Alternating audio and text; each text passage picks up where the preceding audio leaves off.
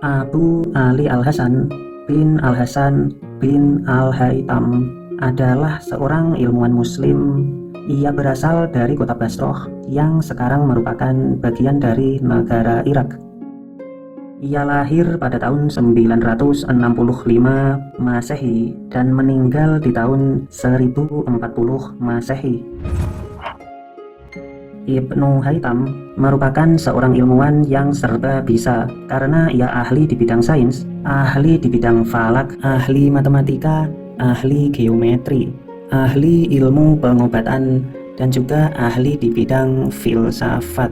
Kalau di kalangan para intelektual barat, beliau dikenal dengan nama Al-Hazen yang masyhur sebagai penemu ilmu optik dunia. Ibnu Haytham menjalani masa pendidikannya di kota Basroh dan ia pernah menjadi pegawai pemerintahan di kota asalnya itu. Dan dikala itu Basroh di bawah pemerintahan dinasti Fatimiyah dipimpin oleh Khalifah Al-Hakim yang mana pusat pemerintahannya berada di Mesir. Pada suatu saat, Ibnu Haytham membuat pernyataan bahwa ia bisa memberi solusi untuk mengatasi banjir tahunan di Mesir. Atas hal itu, Khalifah Al-Hakim mengundangnya agar datang ke Mesir untuk menyelesaikan masalah banjir di bantaran Sungai Nil. Secara geografis, Mesir berada di bagian paling hilir aliran Sungai Nil, dan dikala itu, setiap musim penghujan, air sungai meluap, membawa luapan lumpur yang menyebar sampai radius kilometer 15 hingga kilometer 50 di sekitar Sungai Nil. Desain kota Mesir di masa itu ternyata memanglah kota pertanian yang memanfaatkan aliran air Sungai Nil untuk fasilitas irigasi. Itu artinya para arsitek terdahulu sengaja menata kota di tepian Sungai Nil bermaksud memanfaatkan kondisi alam tepian Sungai Nil untuk lahan pertanian. Jadi kalau dari awal lahan-lahan di bantaran sungai memang dipakai untuk area pertanian, seharusnya para arsitek yang menata kota dari dulu sudah menemukan cara untuk mengatasi banjir tahunan itu. Setelah Ibnu Haytham mempelajari kondisi alam dan juga sifat-sifat alamiah Sungai Nil itu sendiri, Ibnu Haytham baru menyadari ketidaksanggupannya dalam menyelesaikan persoalan banjir di bantaran Sungai Nil, sehingga ia harus mengakui kegagalan itu di hadapan Khalifah Al-Hakim. Dan hal ini membuat Ibnu Haytham dikenai sebuah hukuman, di mana selama beberapa tahun Ibnu Haytham dikurung di sebuah kamar yang gelap dan terkunci dari luar. Namun justru pada kondisi terendah inilah bagi Ibnu Haytham proses bertafakur menjadi semakin intens, dan sampai akhirnya inspirasi penemuan teknologi kamera muncul di pikiran Ibnu Haytham. Menurut cerita legenda, pada suatu malam, Ibnu Haytham menyaksikan sebuah fenomena penampakan pada salah satu dinding di kamar itu. Gambaran yang berwujud bercak cahaya ini nampak samar-samar dengan posisi terbalik dari posisi benda aslinya. Atas hal itu, ia menyadari bahwa fenomena ini bisa terjadi karena benda-benda di luar ruangan disinari cahaya bulan purnama, yang kemudian dapat menyebabkan terjadinya sebuah fenomena pantulan cahaya. Kemudian pantulan cahaya inilah yang memproyeksikan berkas cahaya pada salah satu dinding di dalam kamar itu. Dan diketahui ada satu riwayat yang mengatakan bahwa di kamar itu terdapat sebuah lubang di dinding sehingga sinar cahaya dari luar ruangan bisa masuk ke dalam kamar tersebut. Setelah melakukan beberapa penelitian, Ibnu Haytham berhasil menyimpulkan bahwa penglihatan mata manusia bisa terjadi ketika ada sinar cahaya masuk ke mata. Hal ini berkebalikan dengan pemahaman filsuf Yunani yang mengatakan bahwa penglihatan mata bisa terjadi karena mata dapat memancarkan cahaya. Dari semua ilmuwan yang pernah ada di dunia, Ibnu Haytham adalah orang pertama yang berhasil menemukan kamera. Dan kamera generasi pertama karya Ibnu Haytham disebut dengan nama pinhole kamera atau kamera lubang jarum.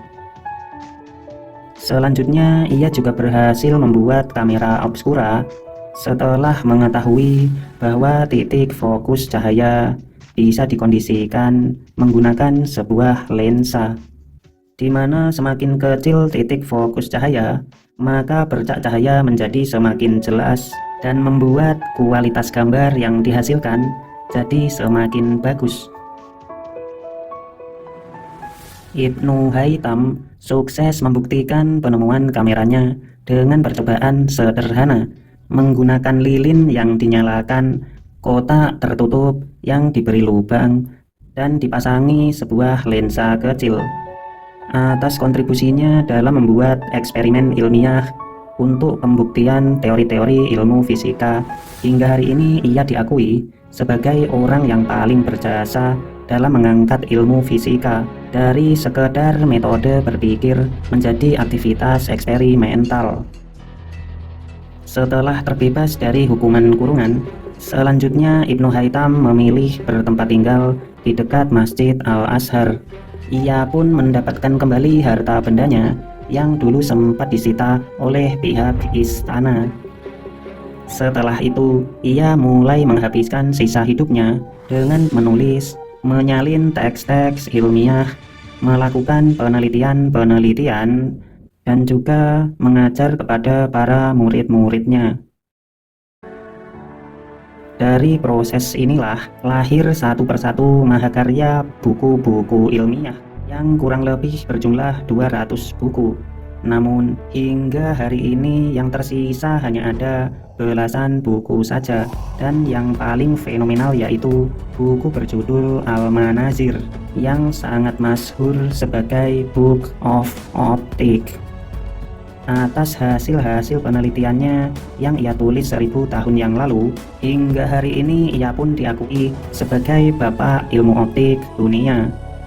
Fakta menyebutkan hasil-hasil penelitian Ibnu Haitam menjadi landasan paling penting untuk pengembangan semua teknologi modern yang melibatkan pengetahuan tentang cahaya, seperti teknologi teleskop dan teknologi mikroskop, teknologi kabel optik, teknologi laser, teknologi komunikasi satelit, bahkan sampai akselerator partikel sekalipun.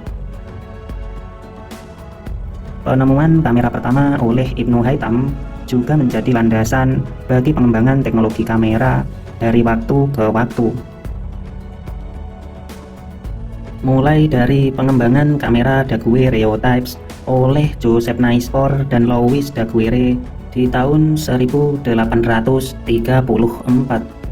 Kemudian ada pengembangan kamera kalotype yang dirancang oleh Henry Fox Talbot di tahun 1840-an. Dan selanjutnya ada pengembangan prototipe kamera digital pertama yang berhasil dibuat oleh Stephen Sasson di tahun 1975.